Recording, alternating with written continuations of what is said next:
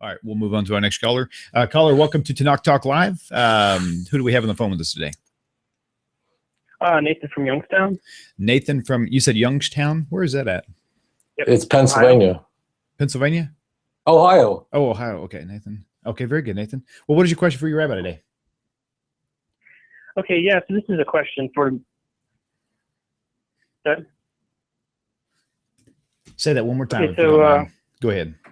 Basically, a question based on more like Jewish ethics, Jewish Musar. So in Christianity, there's the idea of what would Jesus do, and it sort of gives you a picture of his life.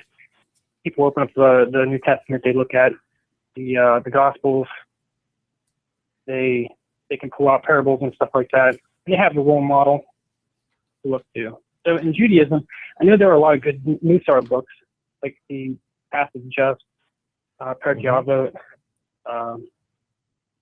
and other works like that.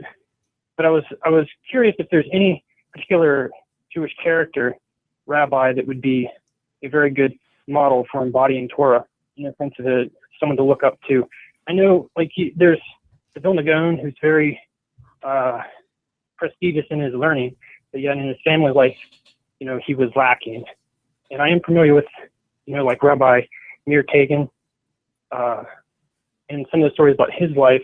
But I was wondering if you had any input as to, good Jewish role models for ethics. Okay. Wow. Could you ask a different question, because that was like a little too good? I'm kidding. that was like, so a rabbi who one should look at for their ethics. So there are many such rabbis, but what I would want to do is this. I would say that it differs based on what you think your soul needs the most of. Some people feel that they're weak in certain areas. So our sages tell us that if you feel that you're weak in a certain area, you should put up fences and you should do anything you can to strengthen yourself in the area that you particularly are weak. So, so for example, if I feel very judgmental, as an example, I would certainly want to emulate Rabbi Yitzchak Levi of Barditchev. He was a great rabbi who was considered the defense attorney of the Jewish people. So that would be the kind of person that I would look to if I felt I was very judgmental. If I thought that I wasn't,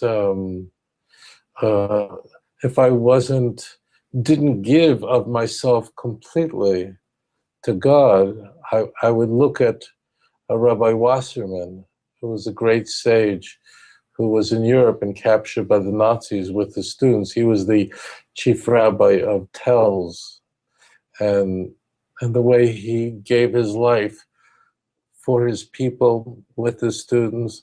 So it really, we are presented in the Jewish scriptures with a spectacular, ecstatic range of colors of people who bring to the table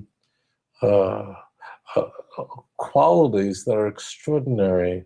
So, for example, at a time where I may feel self-righteous, or I don't feel like maybe I'm just not confessing, I'm not coming clean with God, I want to think about King David a lot.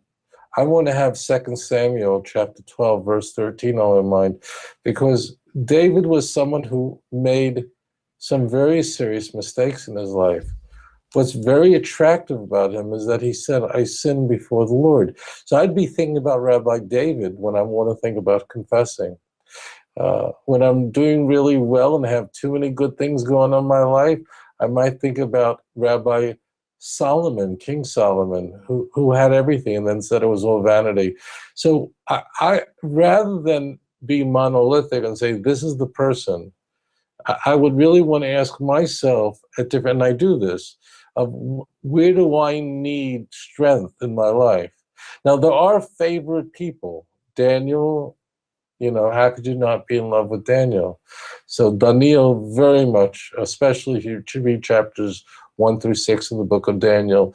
I mean, how could you not be in love? I mean, you not go crazy when you read about Daniel. So the answer is I pick from the palette of what I need for that moment, where I need strengthening.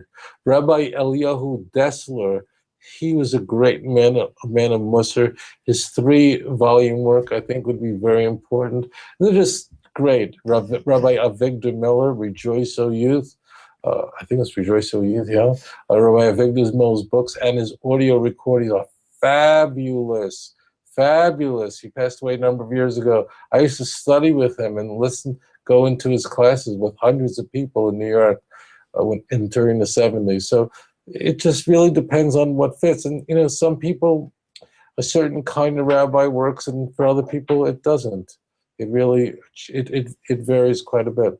That's my answer. You know, it really is not one person. It's what works for you.